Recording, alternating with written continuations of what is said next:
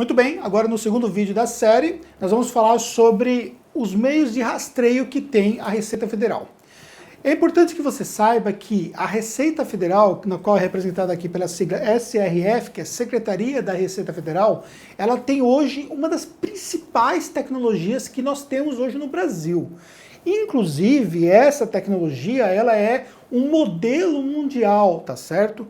E nós temos uma ampla complexidade de busca de informações de diferentes fontes para se fazer o cruzamento em cima dos CNPJs e dos CPFs. Você talvez não saiba disso, mas, por exemplo, existe uma possibilidade hoje de você fazer uma declaração de imposto de renda pré-preenchida. Nessa declaração de imposto de renda pré-preenchida, ela já puxa vários cruzamentos e te dá uma declaração pré-pronta, para você simplesmente dar o aceite e você incluir alguma coisa que ficou faltando e tudo mais. Mas, por exemplo, se você tiver, por exemplo, algo que você não sabia que tinha, você vai puxar na declaração, ela já vai aparecer as informações lá disponíveis para você, porque ela vem pré-preenchida. Então é importante que você saiba disso. Então vamos ver quais são as fontes de cruzamento que nós temos dentro da Receita Federal. Primeira fonte, que são as fontes financeiras. O que nós temos hoje sobre as instituições que geram a parte financeira das empresas e das pessoas físicas? É o fornecimento dessas informações. Bancos, financeiras, outras instituições que lidam com crédito, elas informam o valor que foi incluído nas transações dentro da sua instituição. Então, por exemplo, o banco, ele tem todo aquele valor que você movimentou na sua conta pessoa jurídica ou na sua conta pessoa física, e o banco vai informar isso para a Receita Federal. Ele entrega uma declaração anual para dizer, olha, aquele CPF tal ou aquele CNPJ tal teve essas movimentações. Essa declaração, inclusive, é que ela dá origem ao cruzamento numa eventual CPMF, por exemplo, como nós tínhamos lá no passado. Só que nós tínhamos uma impressão errada que somente o cruzamento ocorreria com o uso da CPMF. Isso não é verdade. A Receita Federal tem essas informações desde então. Outra coisa que nós temos é que as pessoas físicas, elas têm diferentes cruzamentos de informações. Existem declarações como, por exemplo, a DIRF, onde informa o que teve, por exemplo, de movimentações em cima da pessoa física.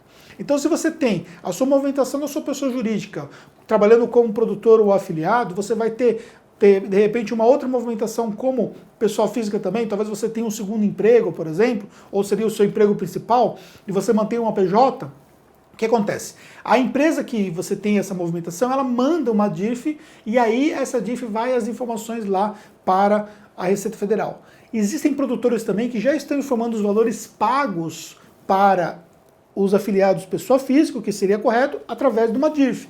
Então, muito cuidado também em relação a isso, porque você tem essa fonte de cruzamento de informações.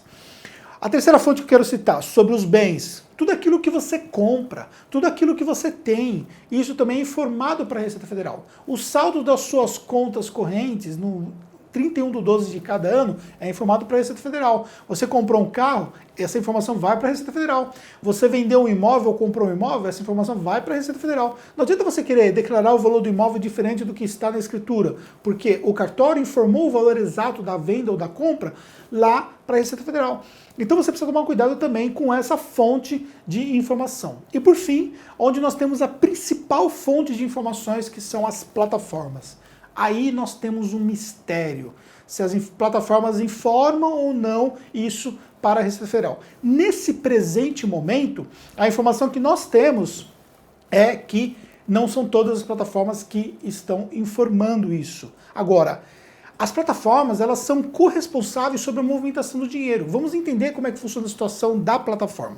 A plataforma, por exemplo, ela circula dinheiros numa caracterização de intermediação de negócio. Então, ela passa, por exemplo, 100 pela conta dela e ela fica com 10, ou com 5, ou com 8, e aí ela paga os outros 90 para as pessoas que estão envolvidas naquela transação.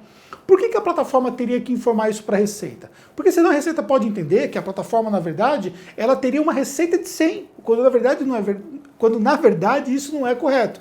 Na verdade, a receita dela é o valor do comissionamento. Então, ela informando para a Receita essa transação, existe uma declaração específica para isso, chama-se e-financeira, na qual ela vai detalhar como é que funciona tudo isso.